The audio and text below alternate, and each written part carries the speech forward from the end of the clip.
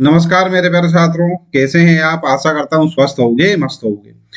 मेरे प्यारे छात्रों, आज हम यहाँ पर इस वीडियो में कक्षा 10वीं का जो गणित है उसका अध्याय 14 प्रायिकता के प्रश्न वाली 14.1 के प्रश्न क्रमांक 1 से लेके तो प्रश्न क्रमांक 9 तक के प्रश्नों को हल करने वाले हैं। मेरे प्यारे बच्चों, पूरा वीडियो ध्यान पूर्वक देखिएगा। सारे ही प्रश्न अच्छे हैं, आसान है, आपको आसानी से समझ में आ जाएंगे। ठीक है, चलिए अपन सबसे पहले स्टार्ट करते हैं। नंबर 1 क्या दे रखा है प्रश्न वाली 14.1 का प्रश्न क्रमांक 1 है, निम्न कथनों को पूरा कीजिए। नंबर 1 दे रखा है, घटना ई की प्रायिकता प्लस घटना ई नहीं की प्रायिकता है। बच्चों यहाँ पे लिखा हुआ है घटना ई, ठीक है। इसको अगर मान लो मैं इस प्रकार से लिखूं, P ऑफ ई, ठीक है, प्लस P ऑफ नॉट ई, इसकी जो वैल्यू होती है वो होती है 1, मतलब इन दोनों को जोड़ के होता है 1। ये मैंने पहले आपको समझा दिया है, जो मेरा सबसे पहला वीडियो है प्रायिकता के लिए, ठीक है, जिसमें मैंने बेसिक जानकारियां दी हुई हैं, कुछ नियम बताए हुए हैं, फार्मूले बताए हुए हैं, ठीक है। उस वीडियो को आप जरूर देख लीजिएगा, उसमें आपको सब क्लियर हो जाएगा, ठीक है। तो यहाँ पर इसका जो मान होगा वो क्या होने वाला है बच्चों, 1 होने वाला है, करेक्ट है। तो यहाँ पर अपन एक काम करते हैं, यहाँ पर देखता हूं मैं 1, ठीक है। अब मेरे प्यारे बच्चों यहाँ पर ध्यान दीजिएगा, हमारे पास है अगला नंबर का क्वेश्चन। क्या है, उस घटना की प्रायिकता जो घटित नहीं हो सकती। देखो बच्चों, कोई भी घटना जो कभी भी घटित नहीं हो सकती है, ऐसी घटना की जो प्रायिकता होती है वो शून्य होती है, करेक्ट है। ऐसी घटना जो है वो असंभव घटना कहलाती है, ये याद रखेंगे अपन, ठीक है। ऐसी घटना क्या कहलाती है, असंभव घटना कहलाती है। नंबर 3 हमारे पास है, उस घटना की प्रायिकता जिसका घटित होना निश्चित है। अच्छा बच्चों, ऐसी घटना जो 100% घटित होकर ही रहेगी, ठीक है, उसकी प्रायिकता क्या होती है, उसकी प्रायिकता होती है 1, ठीक है। ऐसी घटना को हम क्या कहते हैं, हम ऐसी घटना को निश्चित घटना कहते हैं। क्या कहते हैं, निश्चित घटना, ठीक है, याद रखिएगा। किसी प्रयोग की सभी प्रारंभिक घटनाओं की प्रायिकताओं का जो योग है वो 1 होता है, ठीक है। ये पहले ही मैं बता चुका हूं, समझा चुका हूं। किसी घटना की प्रायिकता जो है भैया वो जो है 0 से बड़ी या उसके बराबर होती है, ठीक है, तथा 1 से छोटी या उसके बराबर होती है, करेक्ट है। तो ये हमारे पास था प्रश्न क्रमांक 1, जो हमने यहाँ पर हल कर लिया है। प्रश्न क्रमांक 2 की तरफ बढ़ेंगे अपन आगे। प्रश्न क्रमांक 2 क्या है, निम्नलिखित प्रयोगों में से किन किन प्रयोगों के परिणाम समप्रायिक हैं, स्पष्ट कीजिए। ठीक है बच्चों, ऐसे परिणाम, ठीक है, जिसकी जो घटनाएं हैं, ठीक है, वो निश्चित होती हैं। साथ ही साथ में क्या होता है कि अगर मान लो हम कोई प्रयोग करते हैं, ठीक है, तो सभी प्रयोगों के लिए उन घटनाओं के जो परिणाम होते हैं, ठीक है, निष्कर्ष जो होते हैं वो क्या होते हैं, समान होते हैं। जैसे कि एक सिक्का अपन ने उछाला, ठीक है, अब सिक्का जो है वो निष्पक्ष रूप से क्या करेगा, नीचे गिरेगा, ठीक है। अब उसमें हेड भी आ सकता है, टेल भी आ सकता है, ठीक है। तो इसी घटना को क्या कहा जाता है, संप्रायिक घटना कहा जाता है, ठीक है। चलिए अपन इसको यहाँ पर देखते हैं उदाहरणों से, जो भी प्रश्न दे रखे हैं। एक ड्राइवर कार चलाने का प्रयत्न करता है, कार चलाना प्रारंभ हो जाती है, चलना प्रारंभ हो जाती है, या कार चलना प्रारंभ नहीं होती है। देखो बच्चों, कभी भी कोई सी भी जो कार है, ठीक है, वो चलना प्रारंभ हो जाती है, ठीक है। 99% केसों में ऐसा होता ही, अगर कार खराब नहीं है तो, ठीक है। तो ये एक सांप्रदायिक घटना जो है नहीं होगी, ठीक है। सांप्रदायिक घटना में क्या होता है कि जो अवसर होते हैं, ठीक है, वो बराबर होते हैं, निश्चित होते हैं, ठीक है। तो यहाँ पर जो अवसर है वो बराबर नहीं है, यहाँ पर बराबर 99 केस में बता ही रहा हूं मैं, क्या होगी, वाहन जो है वो चलना शुरू हो ही जाएगा, ठीक है। जैसे चाबी घुमाओगे ना, चाबी घुमाओगे वैसे चलना शुरू हो जाएगा। आपकी बाइक चलाते हैं, बाइक में क्या करते हैं आप, बाइक में भी चाबी घुमाते हैं, बाइक चलना चालू हो जाती है, किक मारते हैं आप, चालू हो जाती है। 99% केसों में हर गाड़ी चालू होती ही होती है, यदि वो खराब ना हुई हो तो, है ना। तो हम यहाँ क्या लिखेंगे, प्रायः कार चलना प्रारंभ हो जाती है, अतः यह यह एक सांप्रदायिक घटना नहीं है, ठीक है। नंबर 2, एक खिलाड़ी बास्केटबॉल को बास्केट में डालने का प्रयत्न करती है, वह बास्केट में बॉल डाल पाती है या नहीं डाल पाती है, ठीक है। तो बच्चों यह भी एक सांप्रायिक घटना नहीं है। कारण उसका यह है कि ध्यान दीजिएगा, जब कोई भी खिलाड़ी बास्केटबॉल खेलता है, ठीक है, तो कुछ खिलाड़ी ऐसे होते हैं जो हर बार बाल जो है बास्केट में डाल देते हैं। बहुत से खिलाड़ी ऐसे होते हैं जो हर बार नहीं डाल पाते हैं। बहुत से खिलाड़ी ऐसे हैं जो कम बार डाल पाते हैं, ठीक है। तो इसका क्या मतलब हुआ? इसका ये मतलब हुआ कि सबके लिए जो अवसर है वो अलग अलग अवसर है, एक जैसे अवसर यहाँ पर नहीं बन रहे हैं, ठीक है ना। तो यह घटना जो है वो क्या होगी? सांप्रायिक नहीं होगी, ठीक है। उत्तर में लिखेंगे बाल बास्केट में जाएगी या नहीं, ठीक है। यह खिलाड़ी खिलाड़ी खिलाड़ी पर निर्भर करता है। एक अच्छा खिलाड़ी अधिक बार बाल बास्केट में डालेगा, अतः यह एक सांप्रायिक घटना नहीं है, ठीक है। तो ये प्रश्न क्रमांक 2 में 2 प्रश्न हो गए हमारे, ठीक है।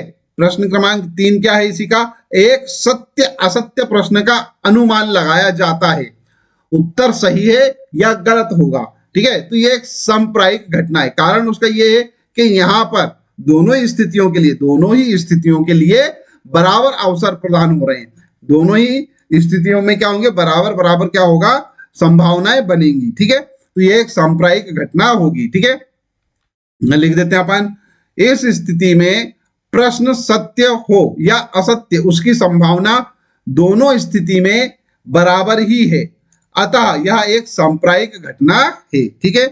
अगला देखते हैं, एक बच्चे का जन्म होता है, वह एक लड़का है या एक लड़की है, ठीक है। तो बच्चों ये वाली जो स्थिति है यह भी एक सांप्रायिक घटना ही होगी। क्यों होगी? क्योंकि एक बच्चे का जन्म लेना, अब वो लड़का है या लड़की है, दोनों के अवसर क्या होंगे? बराबर होंगे, ठीक है। 50-50 चांस होगा दोनों का, ठीक है। तो यहाँ पर क्या लिखेंगे अपन? उत्तर, यहाँ दोनों स्थितियों के घटित होने की संभावना बराबर है, अतः यह एक सांप्रायिक घटना होती है या है। करेक्ट है। अगला प्रश्न अपन हल करेंगे। चलिए बच्चों अपन यहाँ पर प्रश्न क्रमांक 3 हल करते हैं। प्रश्न क्रमांक 3 क्या है? फुटबॉल के खेल को प्रारंभ करते समय यह निर्णय लेने के लिए कि कौन सी टीम पहले बॉल लेगी, इसके लिए सिक्का उछालना एक न्याय संगत विधि क्यों माना जाता है? तो देखो बच्चों, यह एक न्याय संगत विधि इसलिए है क्योंकि जब सिक्का उछाला जाता है, ठीक है, करेक्ट है, जब सिक्का उछाला जाता है तो सिक्का जो है वो नीचे आके किस ओर गिरेगा यह कहना संभव नहीं है, ठीक है। या तो वो हेड गिर सकता है या वो टेल गिर सकता है, ठीक है। या तो वो चित आएगा या क्या आएगा? पट आएगा। मेरे प्यारे बच्चों, ये जो दोनों स्थितियां बन रही है बिल्कुल बराबर बराबर है, दोनों खिलाड़ियों के लिए या दोनों टीमों के लिए बराबर बराबर है, ठीक है। तो ये एक फेयर सिचुएशन होती है, एक न्याय संगत तरीका होता है, ठीक है। तो इसलिए हम कह सकते हैं कि सिक्का उछालना जो है वो क्या है? एक न्याय संगत तरीका है, ठीक है। यहाँ पर अपन इसका आंसर लिखेंगे, सिक्का उछालना एक न्याय संगत विधि माना जाता है क्योंकि जब सिक्का उछाला जाता है तो वह बिना किसी पक्षपात के गिरता है एवं समान रूप से कोई भी एक परिणाम अर्थात चित या पट दे सकता है, ठीक है। आई होप समझ में आ गया होगा। अगला प्रश्न देखते हैं, प्रश्न क्रमांक 4। निम्नलिखित में से कौन सी संख्या किसी घटना की प्रायिकता नहीं हो सकती है? ये अपने को इसमें बताना है। प्रश्न है हमारे पास है 2/3 -1.5 15%, 0.7%। देखो बच्चों, कोई सी भी घटना जो है, ठीक है, मान लो अगर कोई घटना क्या है? P ऑफ E है, मतलब प्रायिकता जो है, ठीक है, वो क्या हो सकती है? वो 0 से बड़ी या बराबर हो सकती है। अभी हाल अपन ने सही ये जो रिक्त स्थान था उसमें भी देखा था और ये मैं पहले आपको पढ़ा भी चुका हूँ, ठीक है। पहले वाले वीडियो देखेंगे आप, उसमें समझ में आ जाएगा, ठीक है। अभी मैं एक बार और बता देता हूँ क्या कि किसी भी घटना का घटित होना जो है, ठीक है, उसके जो प्रायिकता का मान होगा वो 0 से बड़ा हो सकता है या 0 के बराबर हो सकता है, साथ ही साथ में 1 से छोटा होगा या 1 के बराबर होगा। करेक्ट है। तो अब यहाँ पर स्थितियां देखते चलो। 2/3, ठीक है। दूसरी स्थिति हमारे पास आ रही है क्या? -1.5। एक स्थिति आ रही है हमारे पास 15%, और क्या है 0.7। ठीक है, अब इसमें से कौन सी नहीं होगी ये अपने को बताना है। ठीक है, तो एक यही दिख रही है अपने को नेगेटिव में। ठीक है, जीरो से छोटी, जीरो से छोटी कौन, ऋणात्मक, ऋणात्मक संख्या क्या होती है, शून्य से छोटी होती है। तो ये शून्य से छोटा नहीं होना चाहिए, है ना। ये तो शून्य से क्या होता है, बड़ा होता है या बराबर होता है। तो ये ऑप्शन जो है हमारे पास बी नंबर का ऑप्शन जो है ये क्या होगा, करेक्ट होगा। क्यों, क्योंकि ये तो जीरो से छोटा आ रहा है, जबकि मान क्या हो सकता है, या तो जीरो हो सकता है या जीरो से बड़ा हो सकता है। करेक्ट है, तो ये वाला जो मान है ये सही नहीं होगा। तो उत्तर हमारा क्या हो जाएगा भैया, बी सही हो जाएगा। उत्तर लिख देंगे अपन, उत्तर, उत्तर option B, that is 1.5 minus में इज करेक्ट आंसर। करेक्ट है। नेक्स्ट क्वेश्चन है 5, यदि किसी घटना की प्रायिकता 0.05 है तो ई नहीं की प्रायिकता क्या है। ठीक है, देखो बच्चों, यहां पर लिखता हूं मैं हल। ठीक है, और उसके बाद लिखेंगे हम जानते हैं। क्या जानते हैं हम, पी ऑफ ई मतलब किसी घटना की प्रायिकता प्लस पी ऑफ नॉट ई मतलब किसी घटना के घटित ना होने की प्रायिकता, इन दोनों का योग क्या होता है, एक होता है। करेक्ट है। अपने को क्या निकालना है, अपने को निकालना है नहीं की बात। ठीक है, तो ये पी ऑफ नॉट ई, ठीक है, ये निकालना है अपने को, है ना। तो एक काम करते इनके मान रख देते, पी ऑफ ई, तो ये तो दे रखा है 0.05, ये लिखा हुआ है 0.05 plus P of bar E is equal to क्या है 1। ये पूरा का पूरा इधर चला जाएगा, क्या हो जाएगा, P of bar E is equal to, ठीक है, पी का मतलब क्या, प्रोबेबिलिटी, है ना, मतलब प्रायिकता। ये इधर आएगा तो क्या हो जाएगा 1 माइनस 0.05। इसको हल करके लिख लेते हैं। देखो बच्चों, ये तो हो गया 1, ये वाला, ठीक है, और यहाँ पर 1 2 दो दशमलव के बाद दो संख्याएं, तो अपन ने भी क्या करा, दशमलव लगा के दो संख्याएं बढ़ा दी। ठीक है, और क्या कर रहे हैं, इसको घटा रहे, तो ये माइनस क्या आ जाएगा हमारे पास, यहां लिखता हूं माइनस 0.05। 10 में से 5 गया, 5 बचेंगे। यहां पर हो गया बच्चों 9, ठीक है, 9 में से 0 गया तो 9 बचा, यहां हो गया दशमलव, ये एक उधार दे दिया था तो यहाँ पर 0 होगा, तो ये 0.95। उत्तर क्या आएगा हमारे पास, यहाँ पर हमारे पास आ जाएगा P of not E is equal to 0.95। यही क्या है हमारा आंसर है। आई होप ये भी समझ में आ गया होगा। छठा वाला प्रश्न देखते हैं क्या है। छठा प्रश्न है, एक थैले में केवल नींबू की महक वाली मीठी गोलियां हैं। मालिनी बिना थैले में झांके उसमें से एक गोली निकालती है। इसकी क्या प्रायिकता है कि वह निकाली गई गोली संतरे की महक वाली है, दूसरा नींबू की महक वाली है। देखो बच्चों, बहुत ही आसान सा प्रश्न है। यहाँ पर अपने को थैला दे रखा है और थैले में क्या दे रखा है, कुछ नींबू के, केवल केवल नींबू की महक वाली गोलियां रखी हुई हैं। अब एक बात बताओ बच्चों, ये बोल रहा है कि इसमें केवल नींबू की महक वाली गोलियां रखी हुई हैं। ठीक है, केवल नींबू की महक वाली गोलियां रखी हुई हैं, और बोल रहा है कि संतरे की गोली निकालो।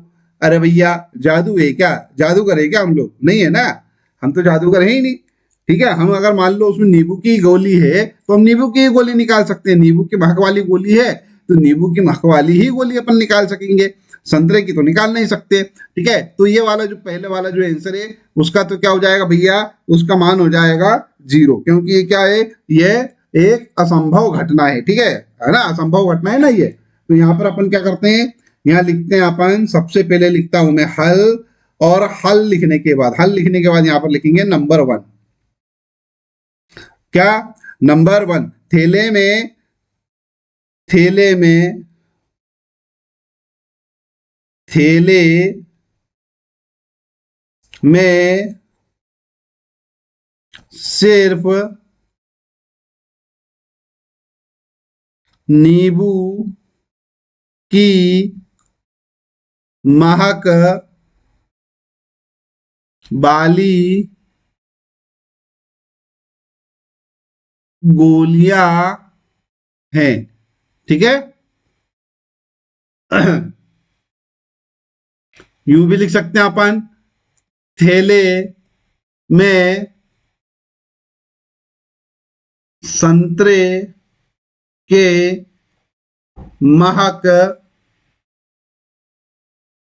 वाली एक भी गोली नहीं है। एक भी गोली नहीं है। ठीक है। अतः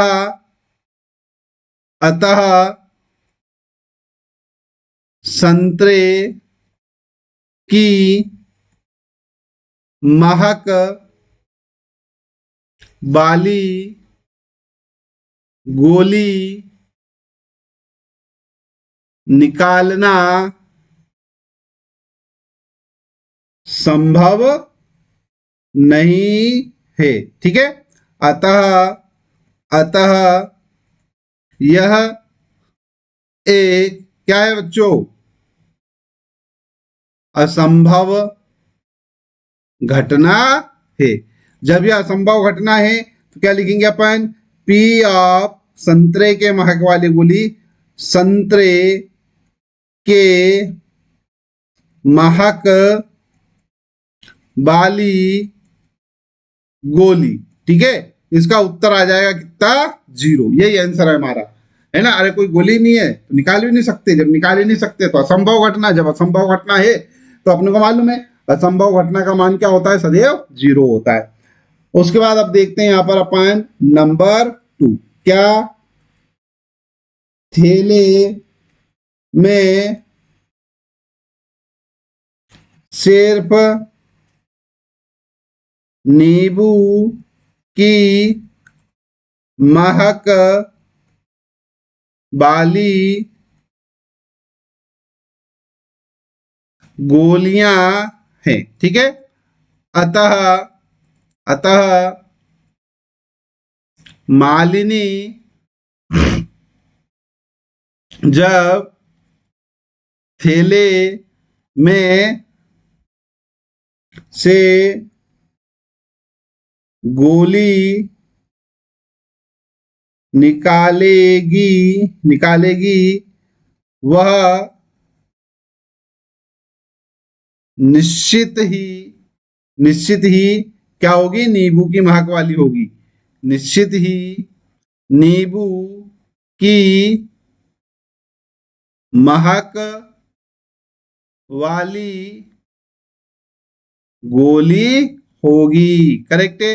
अच्छा बच्चों, जब ये नींबू की महक वाली गोली है तो यहाँ पे लिख देते हैं अपन, क्या नींबू की महक वाली गोली। ठीक है। इसकी प्रायिकता, ठीक है, ब्रैकेट में बंद कर दिया, क्या होगी भैया, 1 होगी, क्योंकि ये निश्चित घटना है ना। क्यों निश्चित है, अगर मान लो उसमें निश्चित है, क्यों निश्चित है, क्योंकि उस थैले में सिर्फ नींबू की महक वाली ही गोलियां रखी हुई हैं। करेक्ट है। इसलिए जब भी हाथ डाल के निकालेंगे तो नींबू की महक वाली गोली ही निकलेगी। तो यह क्या हो गई, एक निश्चित घटना हो गई। और निश्चित घटना का जो प्रायिकता होती है वो सदैव क्या होती है, 1 होती है। करेक्ट है। चले बच्चों, अपन यहाँ पर प्रश्न क्रमांक 7 हल करेंगे। प्रश्न क्रमांक 7 क्या है, यह दिया हुआ है कि 3 विद्यार्थियों के एक समूह में से 2 विद्यार्थियों के जन्मदिन एक ही दिन ना होने की प्रायिकता 0.992 है। इसकी क्या प्रायिकता है कि इन 2 विद्यार्थियों का जन्मदिन एक ही दिन हो। ठीक है बच्चों, अपन क्या करते हैं, यहां पर सबसे पहले लिखते हैं हल। हल लिख लेते हैं अपन। ठीक है। अपने को देखना है कि जन्मदिन एक ही दिन हो। ठीक है। तो यहां पे लिखेंगे अपन हल, माना माना 2 विद्यार्थियों का जन्मदिन एक ही दिन हो,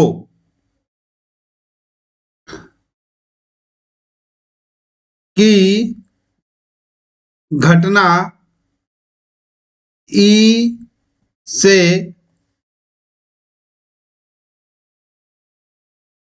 प्रदर्शित की जाती है। ठीक है, तब तब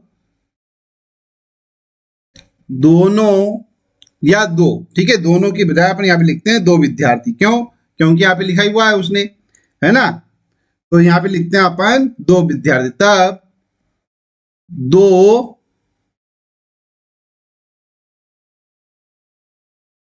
विद्यार्थियों का जन्मदिन एक ही दिन हो, की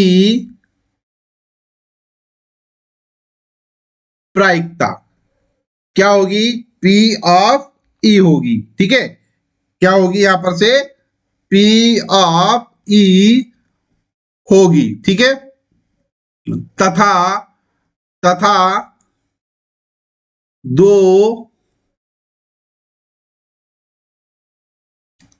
विद्यार्थियों का जन्मदिन एक एक ही दिन, है ना, जन्मदिन एक ही दिन ना हो, कि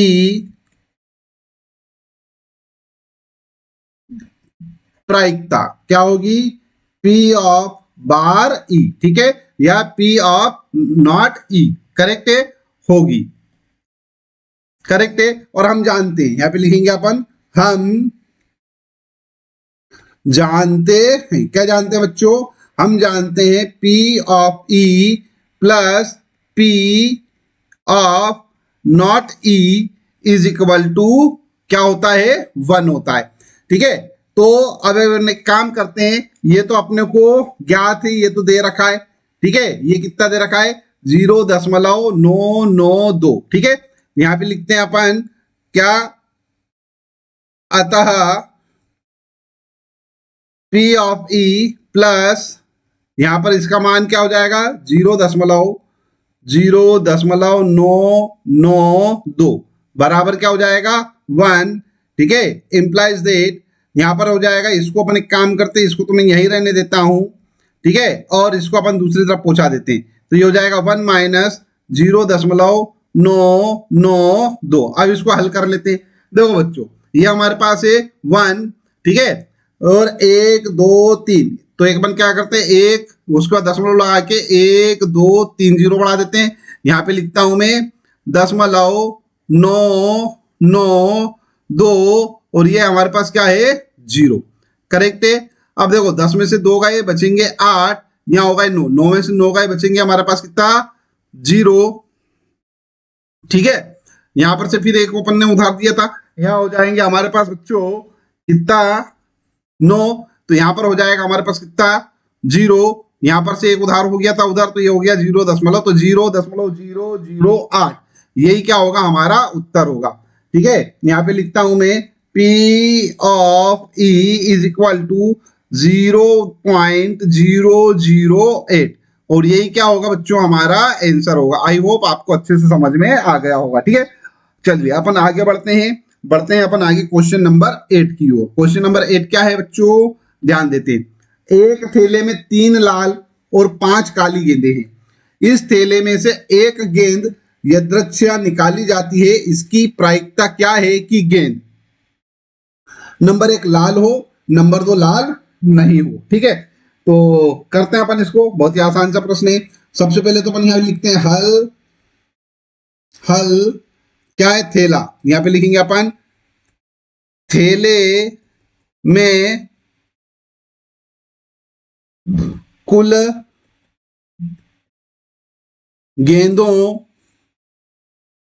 की संख्या बराबर क्या है, 3 + 5 बराबर कितनी है, 8। मतलब एक थैले में कितनी, 8 गेंदे हैं। करेक्ट है। अब यहां पर अपन ध्यान देते हैं क्या, कि कोई गेंद जो है वो लाल हो, ठीक है। अपने यहां पर देखते हैं लाल गेंद होने की प्रायिकता, ठीक है। तो यहां पर लिख देते अपन लाल गेंद, यहां पे लिख लेता हूं मैं, माना लाल गेंद होने की घटना आर है, ठीक है। लाल गेंद होने की घटना आर है, आर मतलब रेड, रेड मतलब लाल, ठीक है। तब तब लाल गेंद होने की अनुकूल परिणाम लिख लेते हैं ना, देखो, तब लाल गेंद होने होने के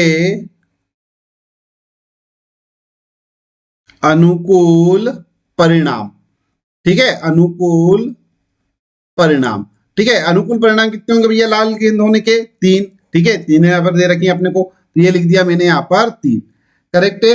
अब यहाँ पर बच्चों हम लिखते हैं P ऑफ R, मतलब लाल गेंद होने की प्रायिकता क्या होगी भैया, लाल गेंदों की संख्या है ना, और बटे में आएगी कुल गेंदों की संख्या, है ना। तो यहाँ पे लिखेंगे अपन लाल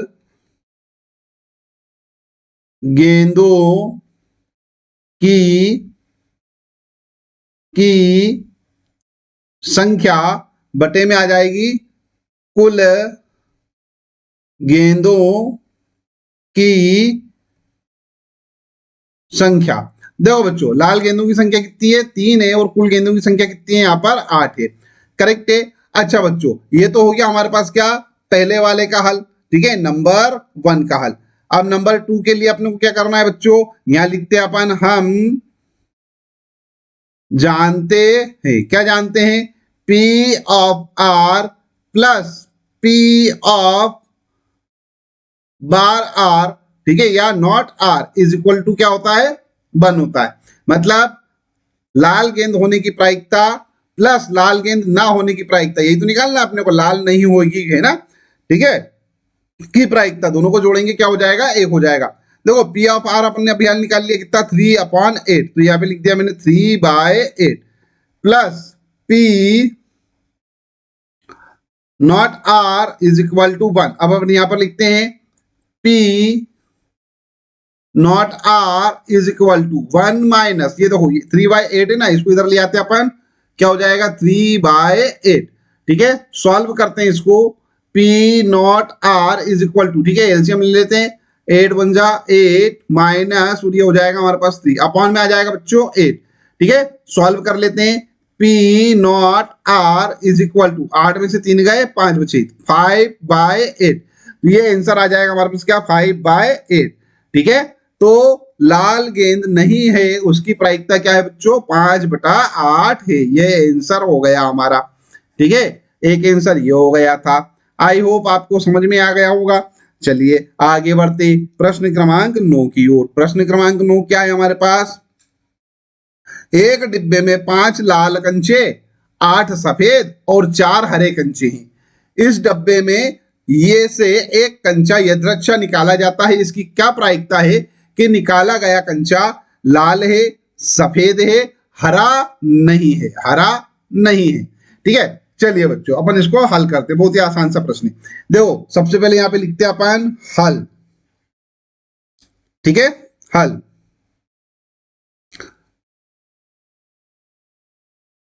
डिब्बे में कुल कंचे बराबर क्या है, 5 लाल प्लस 8 सफेद प्लस 4 हरे, मतलब टोटल कितने हो गए, 8 × 5 = 13 और 4 = 17, टोटल कितने हो गए भैया, 17 कंचे हो गए, ठीक है। अरे बात समझ में। अब हम यहां पर लिखेंगे नंबर 1 क्या है, कंचा लाल हो, ठीक है। यहां पे लिख लेते हैं अपन लाल कंचे, लाल कंचे, ठीक है। लाल कंचे कितने हैं भैया? लाल कंचे हमारे पास है 5, तो यहाँ पे लिख लेता हूं मैं 5। यहाँ पे लिख लेंगे लाल कंचों की प्रायिकता, तो यहाँ पे लिख लेते हैं प्रायिकता किसकी? लाल कंचों की। तो यहाँ पे लिख लेता हूं मैं लाल कंचा, लाल कंचा, है ना, बराबर क्या है भैया? ऊपर आ जाएगा लाल कंचों की संख्या, यहाँ पे लिख लूंगा मैं लाल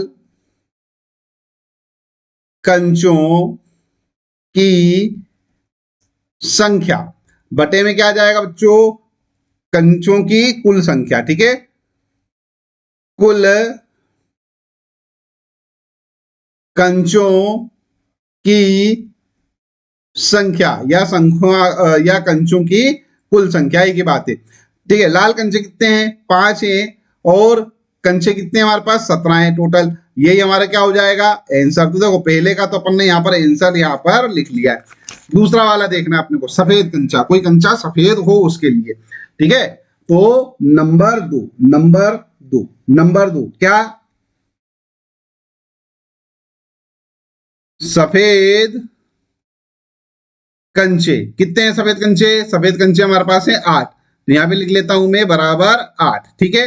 यहां पे लिखेंगे प्रोबेबिलिटी ऑफ क्या? सफेद कंचा बराबर क्या होगा? सफेद कंचों की संख्या बटे में कुल कंचों की संख्या, ठीक है। तो यहां पे लिखूंगा मैं सफेद कंचों की संख्या बटे में आ जाएगा कुल कंचों की संख्या, ठीक है, कंचों की कुल संख्या या कुल कंचों की संख्या, कंचों की कुल संख्या। देखो कितनी है भैया? सफेद कंचे कितने हैं? सफेद कंचे 8 हैं, तो यहां हो जाएगा 8, और कुल कंचे कितने हैं? 17। या हमारे पास आंसर दूसरे का, ठीक है। तीसरा देखते हैं, तीसरा देखो, तीसरा क्या बोल रहा है? हरा नहीं हो, हरा नहीं हो, तो अनुकूल परिणाम देखो, हरा कंचा ना हो, हरा कंचा ना हो के अनुकूल परिणाम। हरा कंचा नहीं होना चाहिए बच्चों, तो हरा कंचा नहीं होना चाहिए मतलब क्या करोगे? ये हरा वाले को घटा दो, हरे कितने हैं? 4 है, तो ये कितना हो जाएगा हमारे पास? 17 माइनस 4, तो 17 में से 4 अपन घटा रहे हैं, ठीक है, 17 में से 4 अपन घटा देते हैं, 17 में से 4 घटाएंगे तो क्या आएगा? यहाँ पर से 13 आएगा, तो ये हो गया 13, ठीक है। अब यहाँ पर लिखते हैं अपन क्या?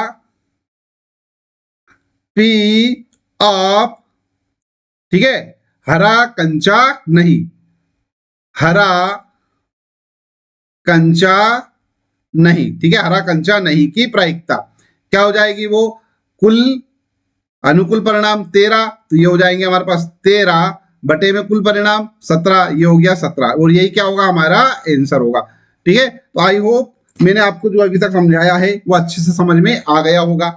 जब समझ में आ गया है तो इस वीडियो को लाइक कर दीजिए, ठीक है। चैनल सब्सक्राइब ना किया तो चैनल सब्सक्राइब कर लीजिए, साथ ही साथ में नोटिफिकेशन वाला जो बेल आइकन है उसको अवश्य प्रेस कर दीजिएगा। इस वीडियो को देखने के लिए धन्यवाद। Thank you very much.